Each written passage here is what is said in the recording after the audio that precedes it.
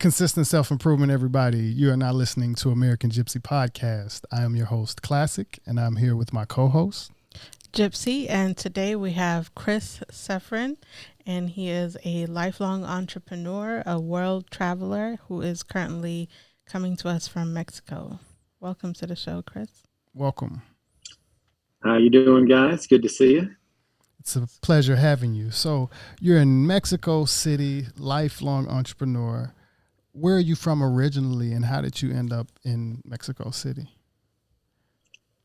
Well, I'm actually in Guadalajara, but I was in Mexico City for 2 weeks, so that's an honest mistake, because when I was first emailing you guys, that's where I was at. I actually meant to say Mexico, and I said Mexico City. And I'm reading Mexico City. So you said Mexico. I think you said Mexico, but it doesn't matter. But, I just said Mexico City. Kind of like, with me, you wouldn't know, because the kind of people like me, you'd be like, you don't say how you doing, you're like, where you at?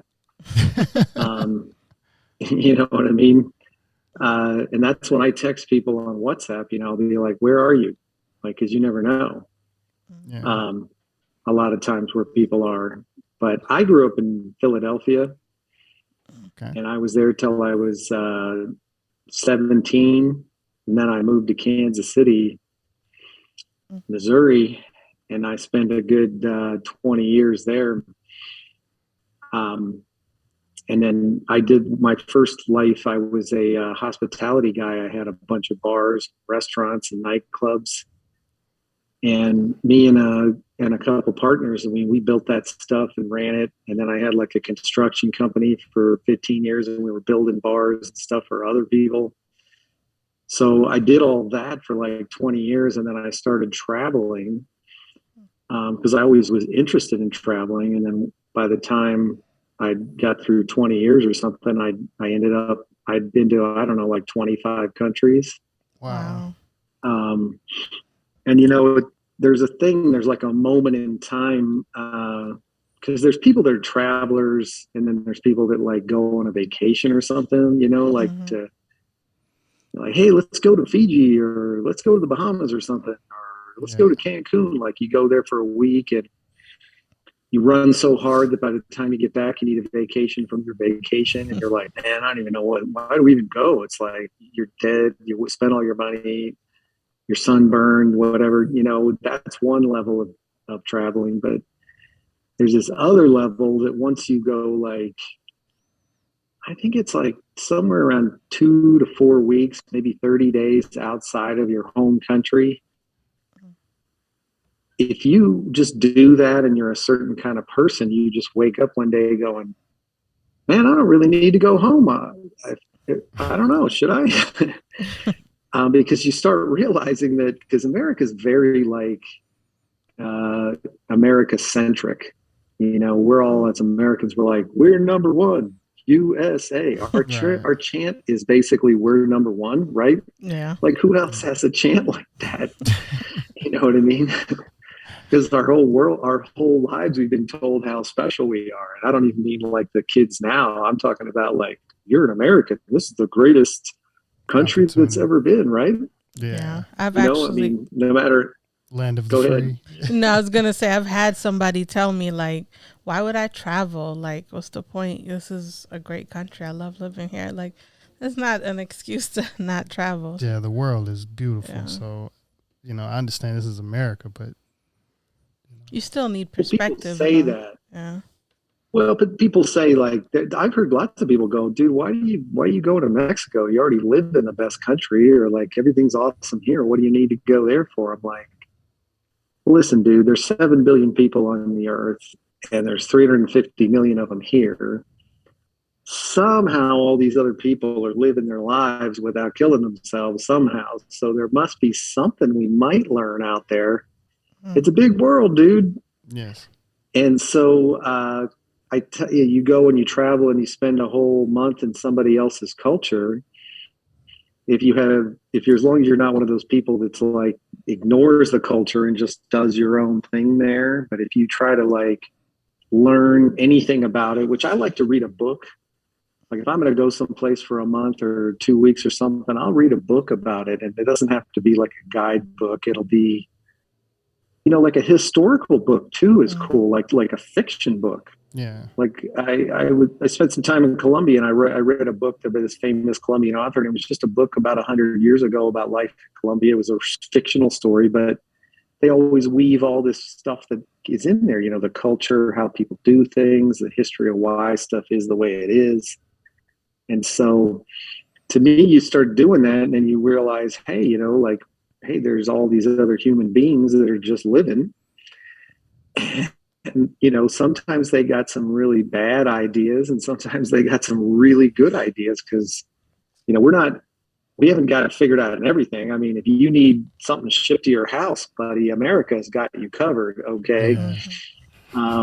We got pretty soon. We got a drone that's going to load it into your house without you even opening the door. In 5 hours. But Yeah.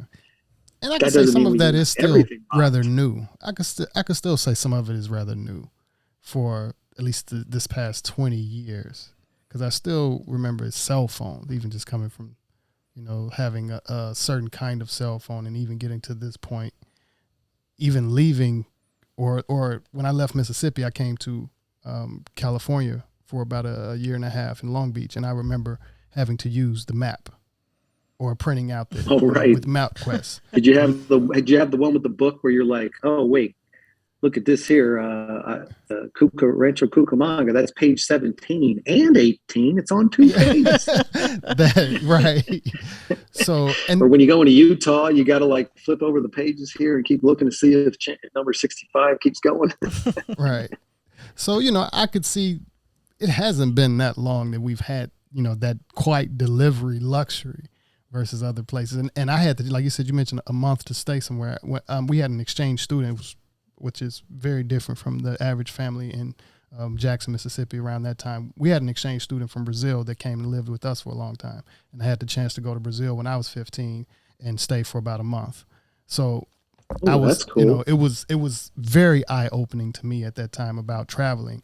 And yeah, my mindset is a lot different from a lot of other people in the area because of that, because I was exposed to, traveling outside of America at a young age, and, seeing certain things and understanding that, yes, life is great here over in this other place. I live in America, but hey, this is a perfect environment over here as well. So I can't just say that, I would never visualize, living outside of America. No, that came from me at a very early age.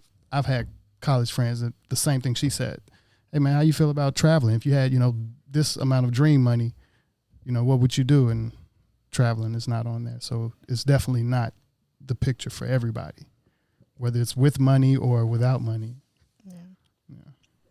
Yeah, I think some people, and I tell people, look, it's not for everybody. Look, if you really love your family and friends and you live in some town or are a part of a city or something where you see your family and friends every day, that is awesome. Like maybe you shouldn't leave. You know what I mean? Like how's it going to get any better than that? You know what I mean? It just depends on your situation. But the thing I am always about is just at least be open to the idea that there's another way that human beings can do stuff, and not just the one little way that people do it around where you're at. I think the other big thing is learning a language. Oh, yeah. Like I've been studying Spanish now for like a year, and I'm functional. Like I can go around and get anything done I need done. But then if it starts getting hairy, I can't pull it off. Like I landed here and I was trying to get an Uber, but they're not allowed to pick you up right in front of the airport. And so I was trying to figure that out. And like the dude's texting me in Spanish. And so I'm trying to, translate it. And then I'm trying to figure out what he's talking about. And meanwhile, I'm standing in front of an airport, and he's like 2 minutes away. And I'm like, dude, where is it? And then I'm trying to ask the cops where the Uber place is because there's no signs. And of course there's no signs because it's not legal. And then finally I had to go through 2 Uber drivers before I got to a guy that was like, called me and was trying to explain to me like, dude, you got to go over on the other side of the parking garage here so that we don't get a ticket. that took me a minute. And then I got over there, he was honking his horn and everything. And so like, I'm halfway functional, but I don't think you're really like awesome in a language until you can like have an argument with some guy at the airport or something. You know what I mean? You know, where you're like really sure of yourself, or you can yell at somebody. Yeah, lose your temper at the same time and, you know, speak properly. Yeah, I'm not there yet. But my point is, though, is when you learn another language, the only way you can get good at it is you have to like put yourself in the mind of a Spanish person. Like when you were in Brazil, right? Those people are all talking Portuguese, and they're like, they teach you a little bit of it, right? But it's like, in order for you to communicate with them, well, like you've got to know that they say in Spanish, you know, tengo hambre. That means I'm hungry, because it's I have hunger. So you got to like know that like that's how Spanish people think, right? Like, so in order to do that, you have to like sort of turn off your American person and turn on the Spanish person. And I think that's like the biggest leap of empathy for everybody else on the planet, is that if you literally like, you know, are in these people's shoes to try to speak their language, right? Yeah. That's a good way to think of it. She's East African, so she speaks a couple of languages as well. Yeah, I grew up speaking 3 languages. One was English, and I grew up in Ethiopia, so I spoke Amharic, but my parents were Eritrean, and I'm Eritrean as well.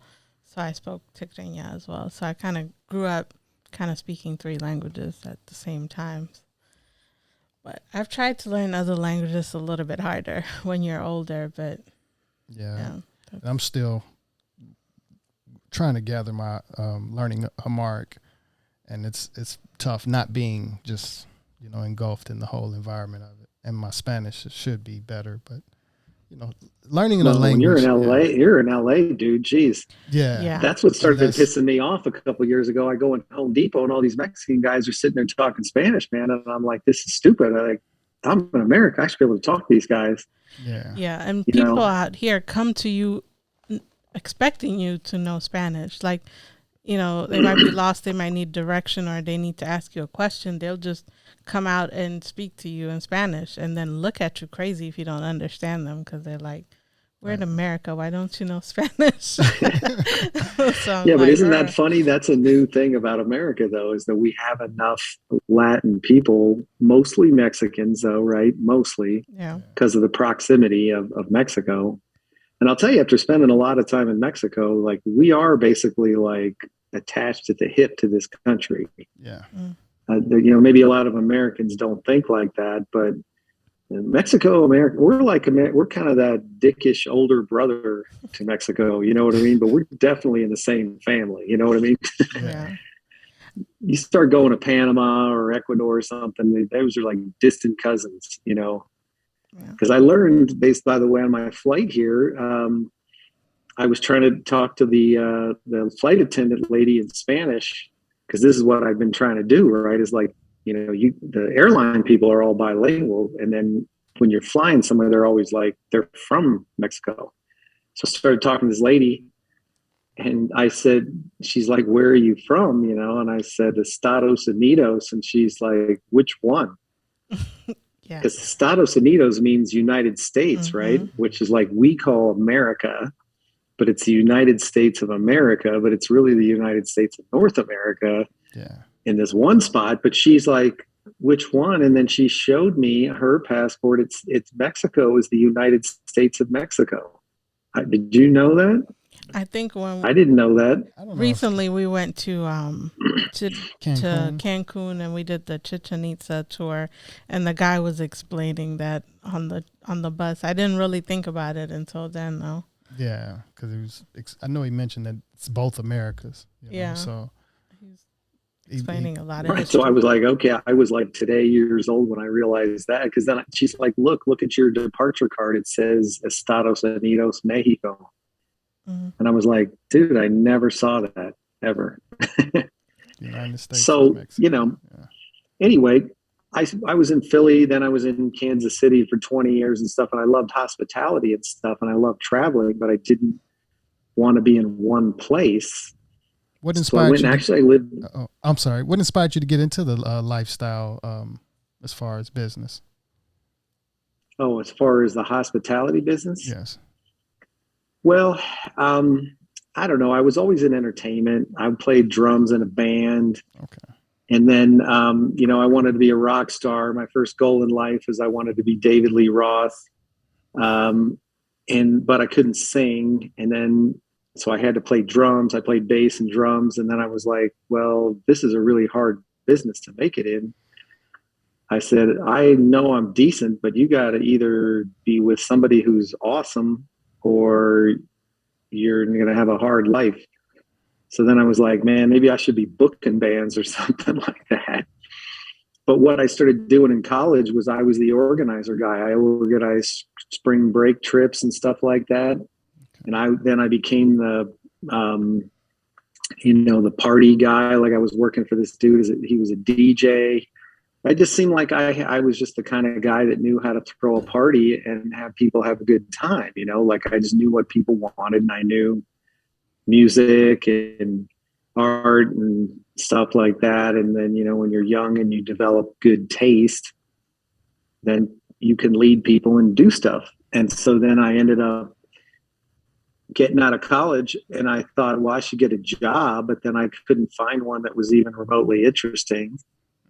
So me and my buddy were like, well, what are we going to do? And they're like, well, we're just college kids. The only thing, we were going to open a liquor store. And we did the smartest thing we've ever done in our lives, which nobody does. And I probably haven't done it since, but we had a friend whose uncle owned a liquor store. So we went and talked to him and said, hey, what's it like to open a liquor store? Because if you ever want to do anything, the first thing to do is go find some guy who's been doing it for 20 years and ask him. And the guy goes, don't do it. The margins suck. It's too hard. You'll never make it. We're like, okay. And so that was our first idea. And then we went on, well, what's the next best idea? Well, we should open a bar. So our two brothers were going to FSU and they were in the same fraternity. So we thought, hey, why don't we go to Tallahassee and open a bar?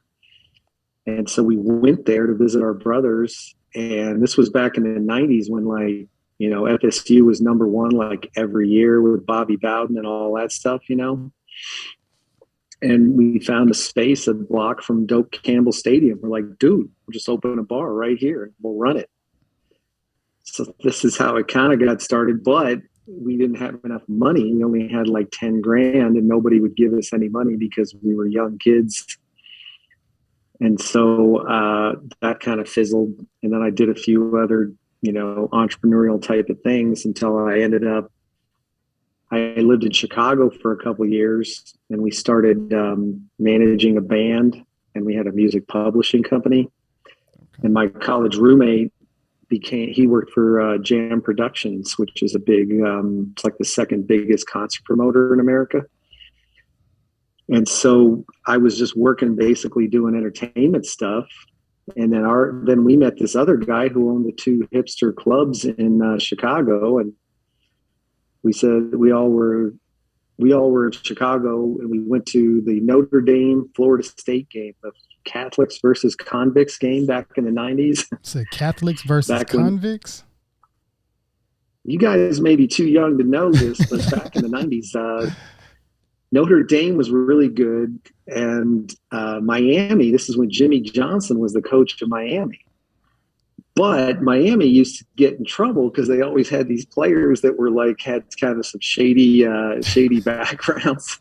Okay. And they would always get in trouble, but they would never get kicked out of the school, But then you had Notre Dame with a squeaky clean image, right? Okay. And so they called it Catholics versus convicts. Like, look it up, man. That was CBS or whoever. That was their. People had T-shirts, and this was 94, dude. Okay. And 93 it was 93 because I remember. We went to the game and OJ was the sideline reporter, OJ Simpson. Wow. And I remember watching him limping back and forth across because he had to go on either side of the field to interview people and he could barely walk. Like he could barely walk, and he was only like 40 at that time. And then 6 months later, I flipped on the TV and he was driving down the 405, you know. But anyway, that out of that weekend, you know, we came up with this idea to open a bar in Kansas City called Velvet Dog, which opened in June of 1994, which was my first bar. And so it just started from there. Okay. So all that entertainment-ish stuff turned into me building a bar and entertaining people at the bar. So, are you still in the hospitality business there in Mexico? No, I kind of retired from that because the thing was I did it for 20 years. We had like 15 places. We also did a bunch of outdoor shows. There was a place in Kansas City called the City Market where we did outdoor big outdoor shows, like we did The Killers, James Brown, Widespread Panic, John Mayer. We did all these outdoor shows where we would like bring in a big stage and a semi truck, because this is like a farmer's market, like 100-year-old farmer's market. We block off the entrances, put a stage in, put a bunch of beer tents and stuff in, and we'd put 10,000 people in there. And we did 57 of those shows for a decade.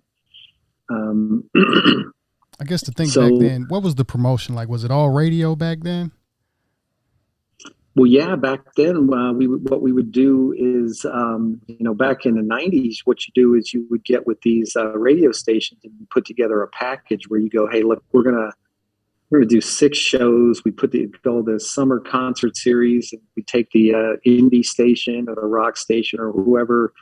You know, it wasn't all completely consolidated then, but a lot of times they'd have a rock station and an alt rock station under the same banner.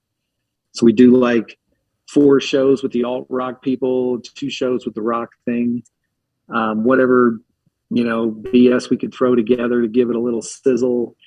Because like we did a thing for Mancow Muller, he's a big morning show DJ in Chicago who's from Kansas City, and he came back to KC and threw like a big metal fest thing with Slipknot and Cold Chamber and a bunch of these like, thrash metal bands. And, we get 10,000 people out there and then promote it on radio.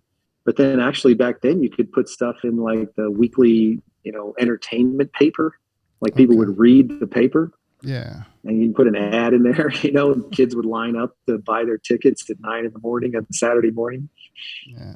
So that was what went on then. But because I visualize how technology has changed now when they're dealing with promoting, and for now promotion, of course, social media and all of that stuff. And then back then, even now, a lot of people don't listen to radio. So you probably wouldn't get that big of results even promoting through radio. But just as, as a musician and think about that was why I asked that question to, I guess, get a reminder on what the promotion was like then before social media and technology and cell phones then. So yeah, it was so much more word of mouth back then. Well, like in the 90s, before you had a cell phone, like if you wanted to know what was going on, you had to like get off your couch, get in a car, and like go somewhere and see like what's going on over there. Yeah. Now it's really more, it's also super fast and interconnected. But now the difference is that you take a band bands literally go from nowhereville to like selling out an arena in like 6 months. Like either you've never made it and you never will, but if you can get that attention somehow, where it has the network effects, where you blow up for some dumb reason, and really you just need like 2 good songs. Because even back then, like if you had a hit album, you would still be like an opener for somebody bigger, even if you had a good album. Like now you have 1 good song that gets played, and like, like you look at somebody like Billie Eilish or something who basically puts out 1 song and the song hits. And then, like a year later, she's like selling out stadiums, and then a year later, she's like starring in a movie, and now she's at the Met Gala and she's one of the more interesting people there or something. Like that's crazy in 2 years, It has moved fast. You don't have to build a career now. It either happens or it doesn't. And but there is now the thing where you can be completely invisible and live a whole real life as a musician if you can build a little fan base. Like there's these bands that'll tour around the Midwest, put out an album every like 2 years. They have like 5,000 fans on their little you know fan club, and they pay $20 a year or something. But like, you take a little 4-piece band and you give them 300 or 400 grand a year, like that's a lot of money. Because they own the publishing, because no one will give them a record contract, right? I mean, They have to self-publish. They sell a T-shirt, they get all the money, everything, So you can do that, but it's still like kind of hard. But the world has a different mindset today, I think, than back then as well. So yeah. Even now, there's a lot of people that like submit their songs online for like placements and things like that, and nobody knows about them, but they make a lot of money doing music. Yeah, they get a lot of TV stuff house. And placements and stuff like that. Yeah. If I was to go back and do entertainment again, like if I was starting today, I would be a DJ producer. Yeah. Because and I would like sell out from day one. I'd be like, because there's guys you never heard of that are making a couple million a year in LA because they're scoring a project for this thing. They're doing something on that TV channel. They got 2 points on this deal. You know what I mean? It's a bunch of invisible stuff, but the important people know who they are. And a lot of times their stuff's background to like all the things you think, like they got the background to some like, Grand Theft Auto video game. They're scoring all that stuff. Yeah. I mean, to me, that's where you go, unless you're classical's also great, though. You can make a real living as a classical musician. I had a buddy in LA who, he's plays viola and violin. And if you can break in the union, dude, just get over the hump. You can make 6 or figures or a couple $100,000 a year and live decent. Yeah, it kind of depends on, I guess, what you're looking for out of music wise. I kind of grew up in the orchestra as well, and I can't see myself, playing certain songs over and over. I'm more of a creator, so I have tried more of the, record your own stuff and submitting type of thing like that. But I know it's kind of tough when you get into the orchestra world and you're kind of, doing the same pieces over and over and over again, and it's sometimes you don't really see an outlet on the creative side, or, it's so competitive as well, dealing with, sometimes with, I guess, orchestra placements and things like that. So it's hard to find, a nice wiggle room in, I guess, the creative world. I've done a couple of things from producing, I'm basically a freestyle cellist. So you have a lot of professionals that play in orchestras that, they can play a lot of things, box and stuff like that. But when it comes to creating their own thing, there's a blank. So sometimes I know that's one of the challenges when finding a happiness with, okay, it pays well, but how long can I do this before I just burn out and don't want to, do this anymore? Or some of the things that I think come along with the orchestra world. Yeah. Well, you're right. It's an incestuous world there of like a lot of very, very interesting people. You know what I mean? Like that whole world of people is like, they're all, to get to a certain level, you almost have to be some kind of an autist or, you know what I mean? To get to that level where he would, like, my friend would just like practice like 6 straight hours a day. You know what I mean? Like that's what you got to do, right? To stay on point. And so, yeah. And it's really more like they're into this esoteria of like those pieces and stuff. And then, but you're right. They're not out there like doing really truly like what we would call creative stuff. So it would be that. But and I think classical, you can't do one for them, do one for us. You know what I mean? Yeah. Like you kind of got to live in one world or the other, and so that is different. But if I was doing it today, I would definitely be. Well, I would do producing, but then that's the other thing though, is then you're like some weirdo. You got to like. You spend your whole life in a dark room staring at a computer screen. And so then I'm like, okay, well, this is like incredibly unhealthy and weird. In order to get like that, you got to spend like 40 hours straight trying to figure out some beat, like, and make this weird thing happen with the sizzle track or something. You know what I mean? Like, that's where the genius is, right? For me, it turned into a hamster wheel for me. So I actually had to step away from it. That understanding that, yeah, all right, I make a new track or produce a new track or, you know, make something new. And it turned into a hamster wheel. So, but there's some people that, you know, they are built for that as well. And, you know, hats off to that as well. I can't say it's necessarily something bad, but it works for different people that staying in that dark setting for so long, and they can probably do it for a long, long time. It's like, nah, I can't do it like that. Yeah. No, we need antisocial people that want to be alone in an empty room. You know what I mean? So yeah, that wouldn't be the answer for me either. See, that's why I like the bar stuff, is because it was like you're talking to people, you know, you're sitting, and then I'd be reading all the people and what are they doing, how are they responding. It's like you're like a psychologist, you know, like in hospitality. Excuse me, I'm sorry. Before I cut you, I didn't mean to cut you off. After the hospitality life, you know, career, how did you get into the world traveling? What made you say, okay, I'm done with this.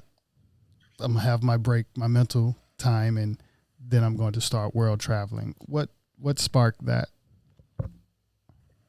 Yeah, I don't know if it was any one specific thing, but then, you know, I moved to LA. I was living in LA for a year. Okay. And this was back in like 2012, 2013, 2014. And I sold all my stuff in Kansas City, and I thought, you know, I'll live in LA. But, you know, but LA was already starting to get ridiculously expensive.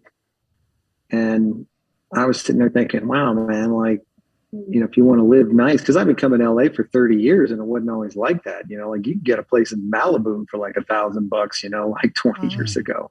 Wow. But then it was like, okay, you know, then now it's like if I want to be on the West Side, it's like I go look at a decent building. It's like $4,500 for a little 1-bedroom. I'm like, okay, like in a newer building. I go, well, downtown's blowing up. I go down there. It's like $5,400 for the new building they're building. I'm like, okay. And that's like a 700 square foot 1-bedroom. I'm thinking, that doesn't seem worth it.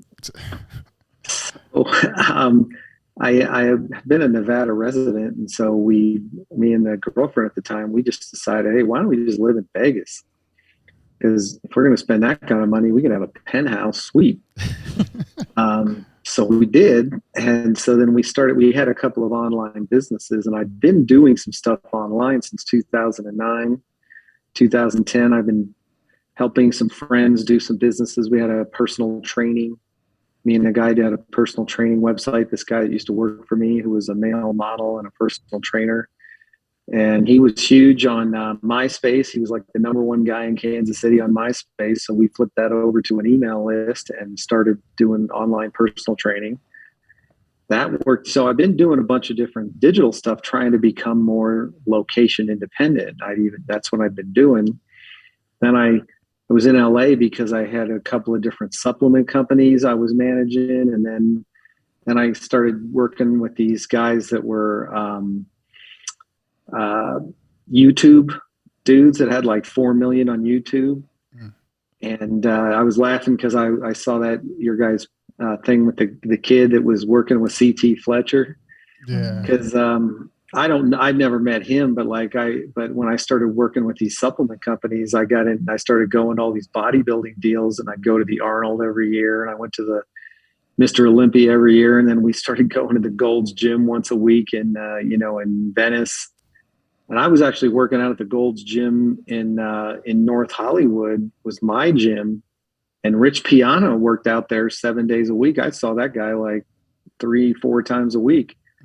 So I was just kind of laughing about that. But eventually there came a time where I was living in Vegas, and then the girlfriend had a company where we were buying stuff out of mainland China, and we were flying to Asia all the time. And then I remember, I don't know if I was in Bangkok or Chiang Mai or something like that. And I went by, I was looking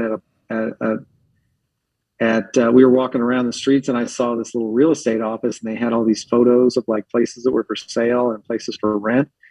And man, they were like, I was looking, and they had had like penthouse apartments in a building with a pool on the roof and stuff for like 700 a month. And I was like, damn, I could live here, dude.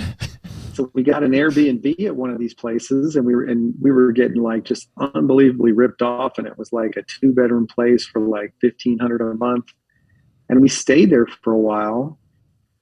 And I would go out every morning. There was some lady that drove up this was in Bangkok. Every morning, this lady would pull a cart up out front, and from 6 a.m. to 10 a.m., she was serving breakfast and coffee and stuff. And I go out there and get a big Vietnamese coffee for 75 cents, and talk to that lady.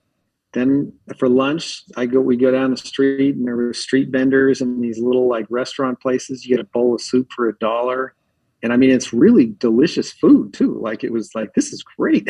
Yeah. And I'm like, man, you could live like a champ here for like $1,000 a month. And so I was thinking, wow, man, like maybe there's another way to do this. Yeah. Have you lived in other countries as well besides Mexico, or is that like the first one you've tried more extended stay? The most I've spent in one other country is in Medellin, Colombia. I really like that town a lot because it has kind of LA style weather. It's called La Ciudad de Eternal Primavera, which means in Spanish the city of eternal spring. Which I also found out there's a place in Mexico that had that name before them called Cuernavaca, because all the Mexicans told me that. But basically, the all-time low in Medellin is like 54, and the all-time high is like 90.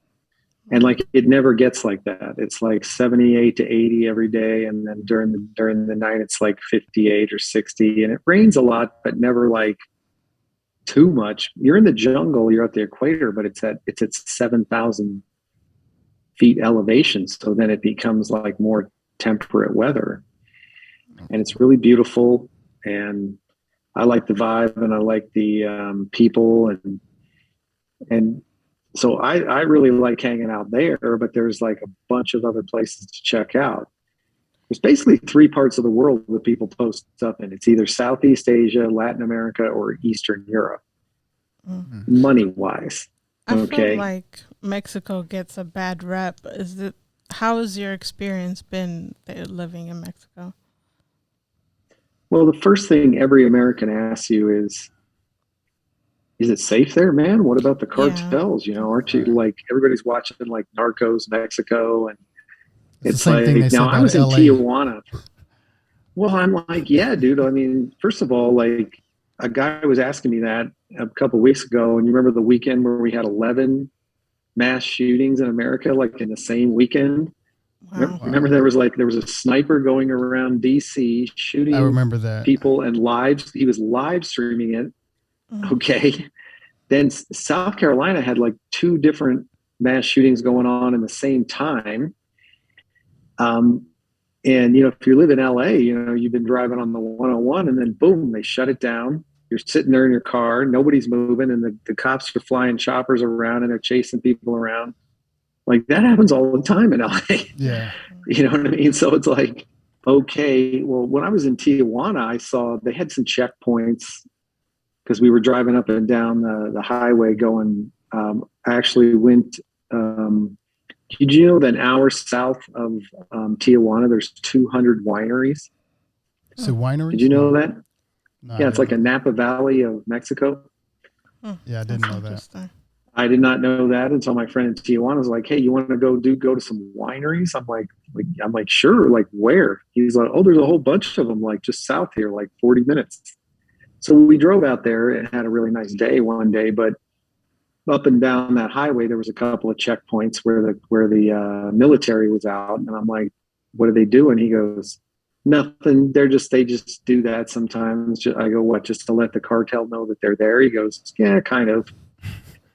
But I didn't really see anything when nothing has ever come into my world. I spent 2 weeks in Mexico City, and it's like one of the biggest cities in the world.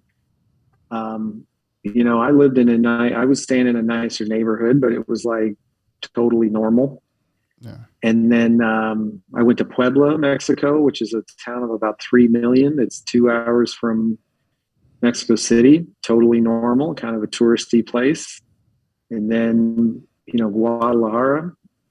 I haven't seen any crime or any weirdness. Yeah.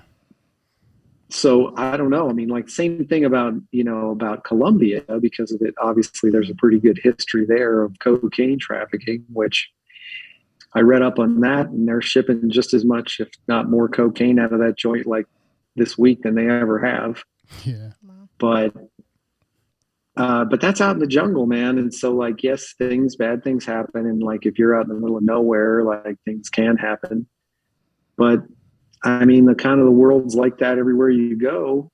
Maybe it's super safe in Switzerland or something, but it's also cold and boring. So I don't know, man. Like, there's trade-offs in life. Yeah. But I personally have not seen anything. There's maybe a little bit more in Medellin of like guys, they have a thing there where you get two dudes on a scooter and one guy jumps off and sticks a gun in your face and goes, "Hey, give me your phone."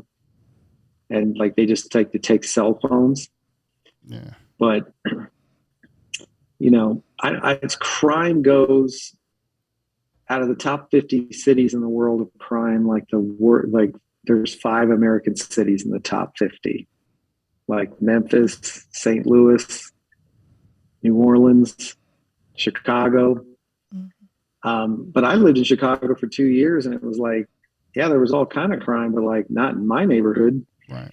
It just depends on what you're doing. You know what I mean? So international travel it's just not that big of a deal unless you're trying to go to like Syria, or like I would recommend to Ukraine right now. But other than that, it's kind of like, all right. I know in some countries when you travel, if you stay longer than 90 days, you have to get like some kind of visa. It depends if they let you. Do you have to do anything in Mexico? Like, do you have to get a visa to stay there a long term? Well, every country has their own rules. And, there's kind of about 3 or 4 different ways they do it. And there's a lot of countries have visa waivers, which basically people call it a tourist visa. It's like they waive your visa, or they quote give you a visa on arrival. Like in Mexico and America, we have that agreement. So, and America, if you have an American passport, you can go to like 130 countries or something like this. But it varies. Like you go to Thailand, it's 30 days. You go to Vietnam, it's 30 days. You go to Mexico, it's typically up to 180 days per year, but per time. Like my boarding card, when I got here, they give you, this country gives you fill out a little piece of paper that has the like arrival and departure card. Mm-hmm. That's how this country works. And then when you get there, it just has like your flight and where you're staying and your passport information on it. You give it to them and they rip it in half, and they take the one. They don't stamp your passport because it's Mexico, because we're an American and we're allowed to go to Mexico.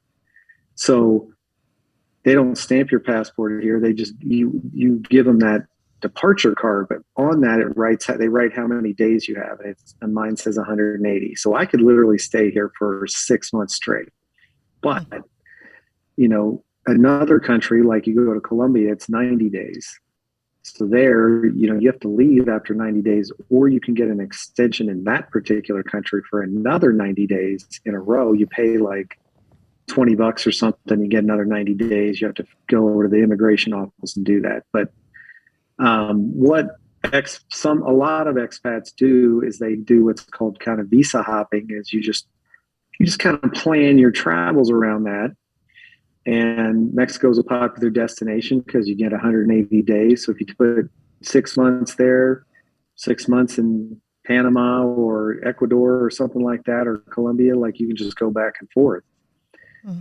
And then people start just having an apartment, in one place. You either get a place where every year you got it from January to June and you rent it out in advance or whatever. As you get more versed, or you like a particular country more than others. Like you really like there's a lot of guys that like Budapest in Hungary, Yeah. and so they'll just start staying there every year for 4 or 5 months in a row. And they pick a particular time of the year. Maybe there's a festival they like. Maybe the weather's cool. They like it in the fall or the spring or the summer or whatever. Because you can easily just go around the world and avoid all the bad weather. Like, True. you don't have to be there when the weather sucks, and it sucks everywhere for some period of time, right? Yeah. I don't know. LA it depends on, where you're coming from. LA's pretty good though. Right. LA's pretty good, but yeah, when everybody leaves LA though is December, dude. That place is a ghost town. Everybody goes somewhere else. Right. Yeah. For You ain't getting nothing done in holidays. December in that town. Yeah, we moved here from the D.C., Maryland, Virginia area, and we experienced the snowstorm when we were in D.C. And yeah, I'm done with cold weather. So that's the thing when like you said, chasing nice weather. Yes. That's something. Well, believe it or not, there's this big group of people called the boat people.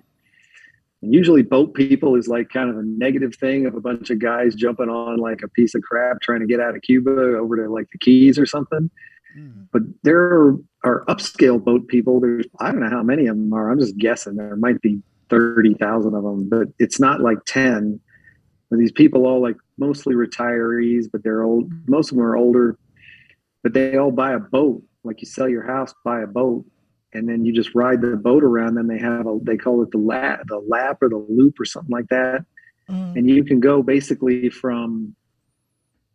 like Boston down to like Venezuela, and they just go back and forth like that, keep it whatever the good weather is. Wow. I think there's a name for those people too, because I did a lot of research on like alternative living, and so I know some of these communities have like a name. I forgot what it was for boat people, but there's a cool name that they have. I hope I'm probably like totally blowing their thing, and they all are like gonna rip me in the comments, but it's something like that, okay? Because my mom and dad owned a boat, and they lived in Florida, and then they ran across these folks. You know what I mean? And they just live on the boat, like. And if you own the boat, and if you were even like a half-ass sailor, you don't need to be pumping gas in that thing all the time. And then you just park it. And then throughout the Caribbean, there's all kind of uninhabited islands and different little spots. They all know where to go, where there's this one marina they all hang out in the month of May or something. So who knows, right now, beginning of May, maybe they're starting to creep up north again. I don't know. But then they can also go lapping around the whole Yucatan Peninsula, like they go over to like New Orleans and just keep going down to the tip of Texas. They also have a thing where they go up through the St. Lawrence Seaway, and then they can come all the way down and they go through the Great Lakes, and then they go down by Pittsburgh through the Ohio River, through Louisville, all the way over to St. Louis and go down the Mississippi and come out at New Orleans. Like, it's possible to do that in a boat. Yeah, that sounds... So part of everything that I'm all about is really like shining a light on like how many more options you got in the world. Like, and COVID has also accelerated this in a bunch of positive and negative ways. Positive, maybe people made a bunch of money off of Bitcoin, or their house used to be worth $400,000. Now it's worth $1 million. They flipped it, or they took out a loan, bought the house next door. Now they own 3 houses. Now they're renting them out. And now the wife's like, they made her job remote. And the guy's like, man, like, we're sitting here at home. You work on a computer all day. Why ain't we sitting in Cancun? You know what I mean? Like, yeah. And then they go to Cancun for like a month, and their boss doesn't even realize it. Like, a bunch of that stuff went on. Yeah. And like, their companies didn't even know. Yeah, that's definitely. Then people started doing this. Well, people started doing this thing where they take 2 remote jobs. Yeah. Because people are having trouble finding employees right now. Yeah. So you kind of got a little leverage. So you take one job where you're just, and even you can even take dumb jobs, like take like a call center job or something, where it's like 15 an hour, and you just got to like 6 hours a day. You're answering emails for some healthcare company or something like that, right? There's a ton of those kind of jobs. And most Americans go, oh, well, that must be some people in India, right? Like, they're not taking that job. except for the fact that you're a native English speaker. You win. Like when you go apply for that job, you whip everybody in India. So you get the job and then you move to a country and like you find a little town in Mexico where you can live, nice apartment where you can see the beach for $800 a month, and you and the wife or the husband get a couple jobs like that, and you start selling some, I don't know, selling some tomatoes online or whatever it is you're interested in. Because, man, there's people making some money out of the dumbest shit in history. I'm telling you. Yeah. You laugh about those tomatoes, but if we Google it right now, there's some tomato lady in Idaho selling a bunch of seeds or something. Oh, yeah. Or toothpaste on Amazon. Something like that. There is nothing too stupid. I came across a guy selling videos on how to make your own chicken coop. And this dude mails you a DVD. He's some old timer, and he makes like $100,000 a year. Wow. Like he sells these DVDs for like $90 or something, like how to build a chicken coop. You're like, you make money at that. And nowadays, people are interested in that. So what's your? But my whole thing is about you could take that money and make a lot more of your life out of it if you looked into it. Yeah, and we're actually kind of moving towards that right now, transitioning everything online so that, and kind of even the podcast. Yeah, making a list of places we kind of want to try living extended time and see where, what's the best place for us. So and I was going to ask, what's your dream place to live? Where would you, where do you really want to live at? Well, I don't know if I've found it yet. To me, it's like, I was inspired by this guy, right? That I read about in a magazine one time. There was some dude who was a conductor, an orchestra conductor, and he was well known. And he was conducting the symphony orchestra in 2 cities, in Tokyo, Japan, and Sydney, Australia. And I read the story about this guy, and he had gotten his life all nailed down where him and his wife, their kids were grown, and this was his job, and he loved his job. And all he did was they had a really nice place in Tokyo. They would go there for 4 months. He would do the symphony. Then he would go to Sydney for 4 months, because they do these orchestra things like in a season, and then that's it for like a year usually. Or they have like a conductor that does it once for like 3 months, and then that's it.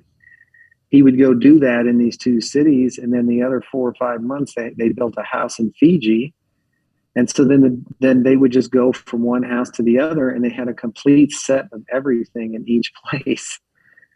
That was one guy I was inspired by. The other one I was inspired by was there was this guy that wrote a book, and he's been a digital nomad for like 15 years, and what he did was he got this little crew of people together, about 15 or 20. Where the people he'd met over the years that were other digital nomads, they got to be friends. They started running into each other in the same places. And then what they did was they pooled their money together and they bought an apartment in like the top 5 places that they all liked. Like they bought a house in Bali. They bought a house in downtown Vegas because Nevada is a good place to be, like for tax purposes. So they bought a house in Vegas, which they go to once a year just to like all get together and have a party. And then they have an apartment in Budapest, and then like they bought a big farm on an island in Nova Scotia, Canada. For whatever reason, they really like it, where it's one of those deals where you go out there to the boat and it's like you and there's one other person that lives on this little island. That's it. They got a big farm, with chickens and goats and cows and stuff. And so they have a deal with like 20 of them. And then what you do is you keep the kind of clothing that's perfect for that climate. Because, everywhere you live, there's like, you need a certain kind of jacket and a certain kind of shirt and a certain kind of shoes and stuff. You know what I mean? And you don't want to tote all that crap around. And so they did this. And now they said that the guy goes, when he travels back and forth, they run into at least one of the 20 people, and then sometimes it's a party and there's 5 or 6 of them at the same place at the same time, and they're like, this is great. Yeah. So I was kind of inspired by those 2 sets of people. And I thought, well, what's the thing for me? I don't know yet, to answer your question. Like, what's the dream? I kind of think it's going to be city mouse, country mouse, like where you have like a cool, maybe kind of like, I could see it in Medellin where you got a penthouse where there's like you got the rooftop deal with you got a hot tub in whatever overlooking the city because it's very beautiful and the weather's great. It's like LA weather. And then maybe you fly from there and you got some cool beach destination or some house out in the country somewhere else. Yeah, I don't know. But that's why I'm kind of checking stuff out because there's a bunch of places I haven't been, like Taiwan, I hear is pretty cool. Have you been to? And then you can just go travel these other places, that you want to go, not live. Yeah. Have you been to Curacao? I have never been there. Okay. I've been to Cuba. I've been to Jamaica. I've been to both Virgin Islands. I've been to St. Martin.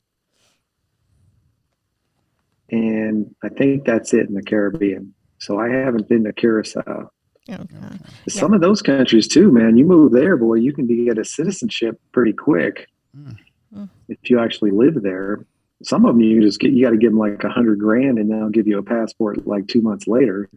I was going to ask with Mexico, can you, like, say you wanted to live there, live there, can you get something to, like, where you don't have to leave like every 6 months or so? Or is that something you have to do regardless? I'm working on a blog post on this right now.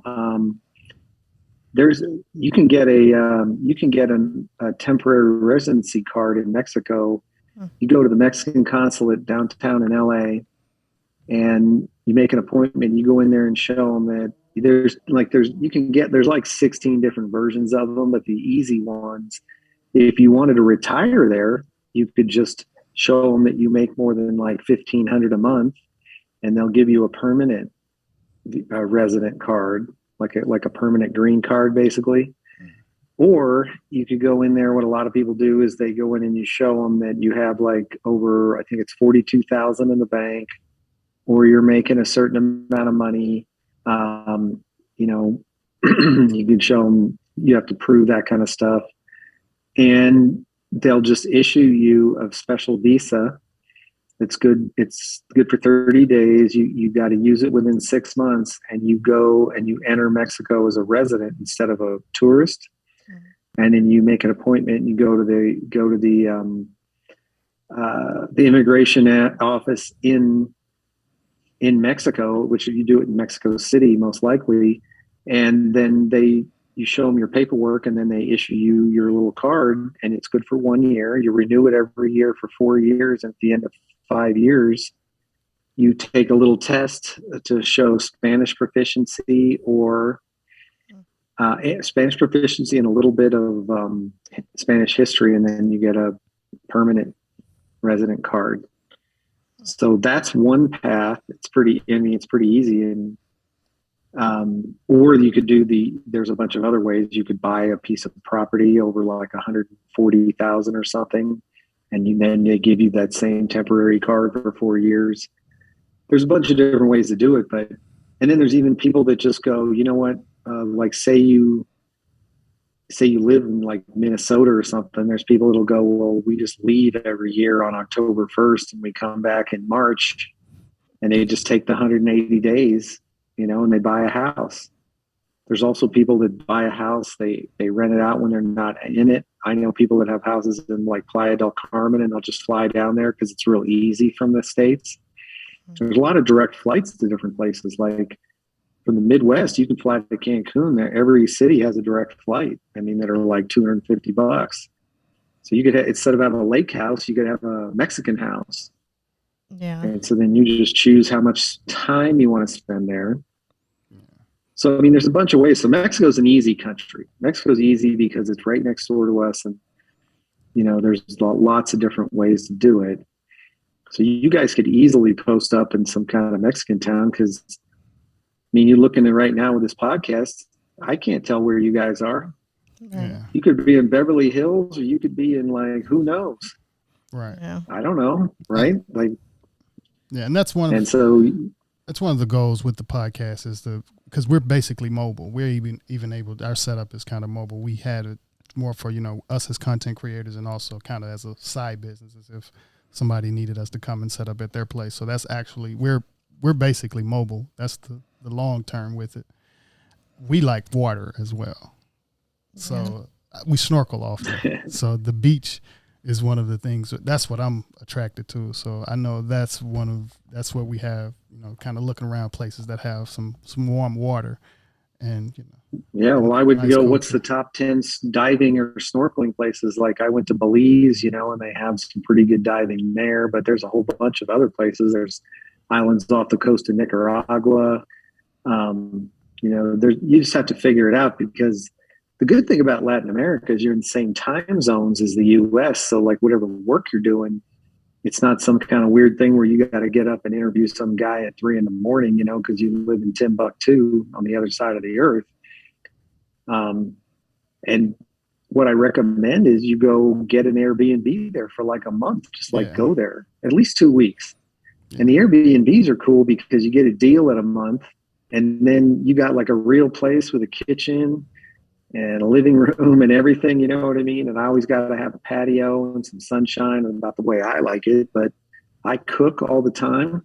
So then I'm getting food deliveries here in Latin America. They got a thing called Rappi, and they got all these food, like they bring everything to your door, dude. You don't go grocery shopping unless you want to, which I do sometimes, because then you can look around and find some cooler stuff. But like living there for a month, then you know what it's like to live there, right? Like, hey, where do I get my hair cut?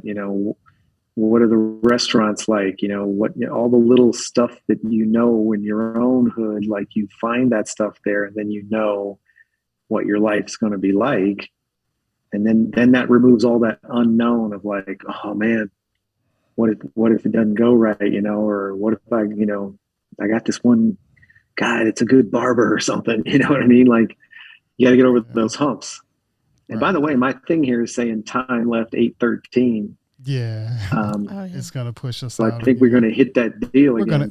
We're going to go ahead and, close out, everything as far as this time, and definitely invite you back. If you're ever in LA area, you can come down for a live studio recording as well. Yeah. Yeah, it's too bad I'm not around there, because when I was living in Vegas, I would go there. I was in LA actually 3 times last year. But I wasn't doing anything. I wasn't promoting anything. I don't think so we weren't quite set up. Yeah, we weren't quite set up last year around this. We had a little thing happen with the studio. I'm not sure if you heard on other podcasts, but we were rebuilding. So we crunked back up maybe about January of this year and have been pretty consistent. All right. But yeah. So you weren't ready for me anyway, because I was there in November. We needed perfect timing, so the universe was getting things together. Yeah. Okay. Well, the universe does its work. That's why we don't need to fight it. We need to just let it happen and ride the waves. Yeah.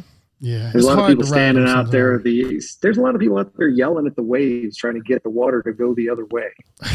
I just find that to be very difficult. You know what I'm saying? Yeah. I'd be like, where's the water already going, man? Let's try to go some of that way. Yeah. And that's, I appreciate that advice as well. But yeah, before we get ready to close it out, you can let them know your links or where they can find, where our audience can find you. If you have anything that you're promoting, a project you're working on, and anything like that. Yeah, my thing is called Dream World Passport. And they can just go there either on Twitter, it's D World Password, or, just go to the website. And what I'm trying to do is I'm building up an email list and the Twitter thing, and then we're going to get a YouTube channel started, but it's just going to be digging into all of these things, so that showing people like hundreds of different ways to do things, whether you're already living this lifestyle, like right now there's a thing about if you live in other countries, but you want to keep your US phone number, like for business purposes or for family, how do you pull that off? And so there's like a thing that we talk about, like, and then other things are like, what if you want to live in Thailand? How do you do that? Or, how do you pick like a country?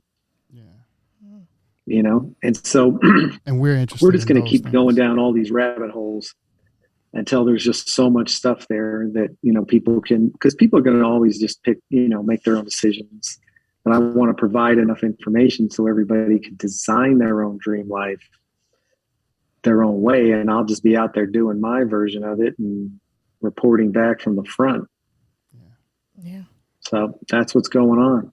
Definitely got to check it out, because some of those things we actually need to know about. So. Yes. Yeah. So we appreciate your time and consideration and coming and talking with us. It's been a very informative conversation. Yeah.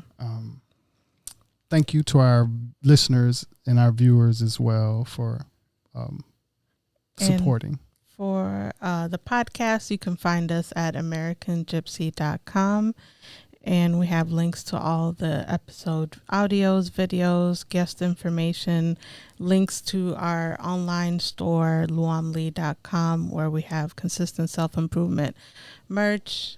And we also have music. You can find some of my original cello music and some vocal stuff with some instrumentals at Classic, KLACCIK, Carpenter, CARPENTA. That's on Spotify, iTunes, YouTube, and Tidal, and all major platforms.